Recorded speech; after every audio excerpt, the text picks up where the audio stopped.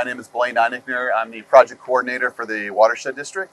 This is a special project for the Watershed District. It's the culmination of a lot of work that we've done to improve water quality in Forest Lake. Over the past 10 years, we've addressed a lot of the external load that's been coming into the lake. We've implemented 5 projects that have reduced the phosphorus entering into the lake by about 700 pounds, a little over 700 pounds. Once we achieve control of external loading into the lake, then we can go and do the internal loading, because we know that we're not continuing to add nutrient in. This alum treatment will reduce the internal loading from the lake bottom sediments by about 500 pounds or a little bit more per year as well. With these 5 projects that we did on the landscape and then the 1 project internally with the lake, we're addressing about 93% of the targeted phosphorus reduction for the lake. So we should see sustained clean and clear water moving forward. The alum treatment itself will prevent any of the algal blooms from forming in the lake. It binds to the phosphorus in the lake and then also caps the sediments. So we have a reduction of that internal loading from the lake bottom sediments when they go anoxic or get depleted with oxygen late in summer. That's when they tend to release that phosphorus. So this project, again, should result in much cleaner and clearer water. That'll translate into better habitat for macroinvertebrates, better plant survival and growth. And so we've got fish that are benefiting from the improved water quality, waterfowl, and wildlife as well. This is obviously a big project. It's a unique project with some unique equipment, and I'm going to kind of walk through that. So what we're doing is, as you pulled in, you saw the large storage tanks. Each one of those is 7,000 gallons. One of those is dedicated for the aluminum sulfate, which they use in drinking water treatment, and the sodium aluminate, which is also used in drinking and wastewater treatment. Those 2 products cannot mix, or they kind of start to form a solid. When you put them in the water, it's a beautiful concert of chemistry that takes place. They mix, they settle to the bottom very rapidly, usually about 6 feet every minute. So it's on the bottom relatively quick, and that's where it's doing its work. It's down there sequestering or tying up that phosphorus that's leaching out of the sediment. The tanks are then plumbed to the barge here, to each one of these pumps. We've got 2 dedicated lines. We've got 2 dedicated fills on the boat. Got your alum on the right side and your sodium aluminate on the left. Sodium aluminate dumps into the front 2 tanks. The alum goes into the rear 2 tanks. And so we're taking out about 1,000 gallons of alum every trip and 500 gallons of sodium aluminate. So there's your 2-to-1 ratio. So what he does is he's got GPS. It's right on the very top center below the light bar, little small disc. That GPS receiver tells him where he's been and where he needs to go. And so he's going to go back out and he's going to trace around the perimeter, and then he's going to start making runs right down the middle of that treatment zone.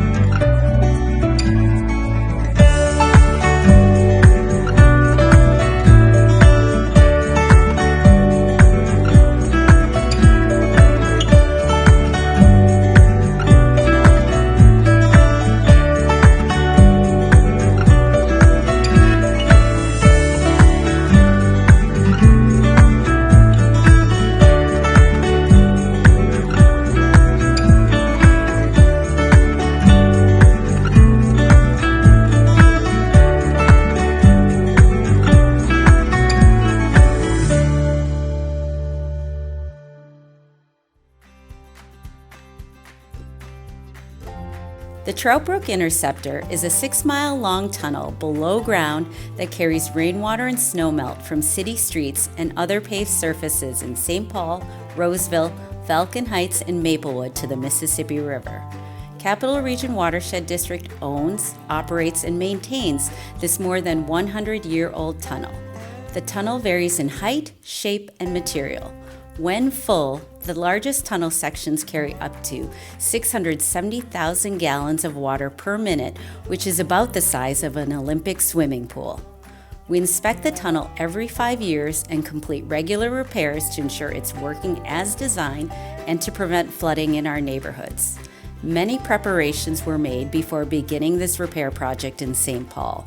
Water in the tunnel was redirected to a nearby storm sewer tunnel to establish dry working conditions, and lights were added to improve visibility. Repairs were conducted in the winter months to avoid heavy rainstorms that could enter the tunnel and create unsafe working conditions.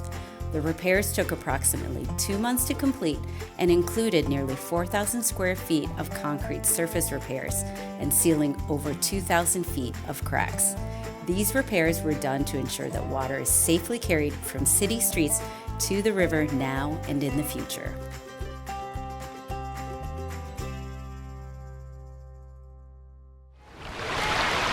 From Minneapolis to Minnetrista, the 29 communities in the Minnehaha Creek watershed feature a wide range of land use, from urban to rural.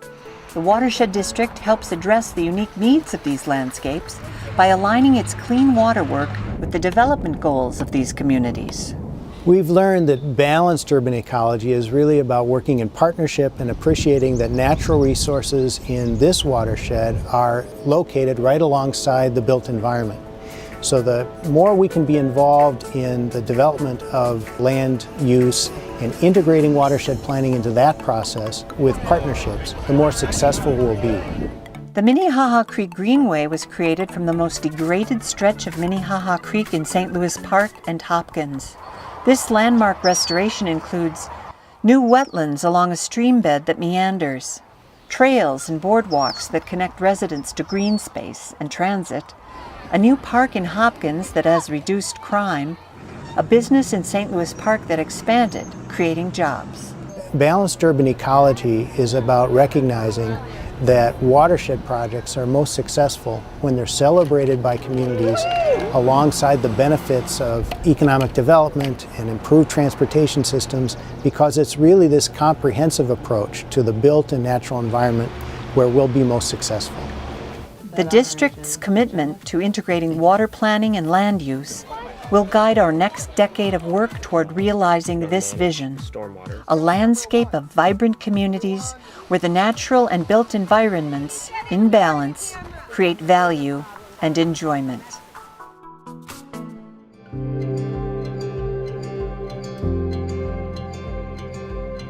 Growing up here, the waterways weren't great. You'd stand in knee-deep water and couldn't see your feet. And as a kid, I thought that was normal. Now, the fish species are phenomenal, and I can see healthy plants, lily pad beds expanding in the area. We have amazing wildlife in town. You know, these things were unheard of when I was a kid. When there's, contributing factors like sewage or runoff or continuous use of shoreline and areas that flow into the lake as a place to dispose of things, we needed to get the message out that that all had to stop. Many of our lakes were on the impaired waters list for the state, and that's definitely not somewhere you want to be as a community. There was a lot of activity going on around the need for forming a watershed district in our area. And here we are 20 years into the process, and we've got a team of people who are not only recognizable in the community, but they are a player at the state level. They are up there proving results for Prairie Lakes. The Shell Rock River Watershed District has been able to move through the course of the process and build on projects necessary to get to a point where you can actually put a large piece of dredging equipment into the water and make a difference that you know is not going to be hindered 3 years later by the same practices that were taking place years ago. The Shell Rock River Watershed District is an entity of the county that is working on cleaning up the waters within Freeborn County, City of Albert Lea, and the boundaries of the Watershed District. I love helping people. Landowners tend to come in a lot and ask, here are some issues that we have. Here are some water resource concerns that we want to get addressed. How can you help us do that? And then we look at that issue and say, what funding opportunities do we have to help this person? We will then work with our funding sources, which either we have our local option sales tax, multiple grant sources, apply for those grants. Then we work with the contractor to implement the project to do the fix. And then, we have an end project to improve water quality and clarity.